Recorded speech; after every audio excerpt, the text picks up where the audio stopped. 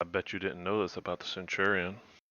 The Centurion was introduced in early 1945, basically too late for World War II. It is considered the best post-war tank. While it didn't fight in World War II, it did fight in a lot of other wars. It fought in the Korean War, the Indo-Pakistan War, the Vietnam War, the Yom Kippur War, among many, many other wars. When you take all of that into consideration, it was a pretty successful tank.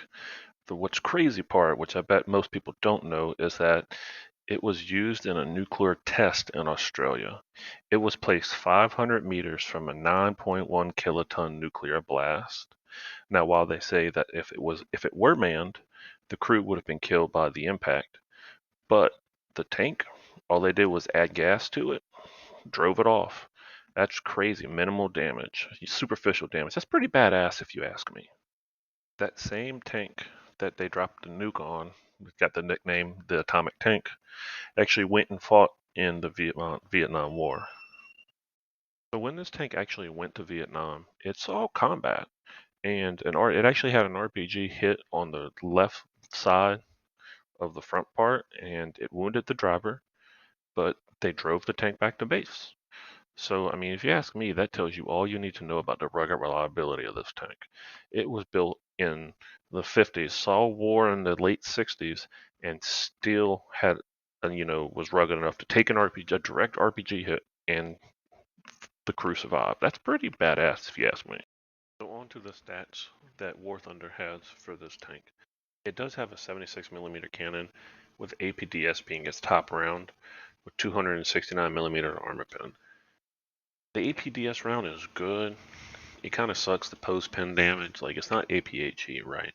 But it's really good pen round, and you can do a lot of critical hit damage with it.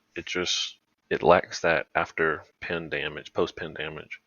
I will tell you though, one of the really cool things about this tank is its unique smoke launchers. I think it probably has the most unique launching smoke grenades in the game, and I really actually enjoy it, which is weird. And then the reload at 7.4 seconds really isn't bad, and that's like a base crew. You can upgrade it. I think it goes somewhere low sixes, high fives, which is also really good. I mean, that's around every 5 seconds. Like, that's killing it if you ask me. Now, the negatives that I see with this tank is that there's no commander's gun. For me, the commander's gun, I use it to spot and also defend myself from airplanes. Because for the most part, if you start shooting your machine gun at airplanes, they tend to, veer off and kind of leave you alone, I guess, for a little bit. It does have some weak hull armor, and that is, you know, you can haul down and do pretty good with it. It has decent turret armor. Another negative for me is the 5-round ready rack. It kind of leads you to getting ammo racked a lot because, you bring 15, 20 rounds and you only got 5 rounds in the ammo rack. So it leaves you open to getting ammo racked a lot, which kind of sucks. The max speed of this tank is 23 miles an hour, so average to below average, but it has decent mobility in like the low gears. Like, it has neutral steer, and it also has a good reverse speed, so it's not a Russian MBT.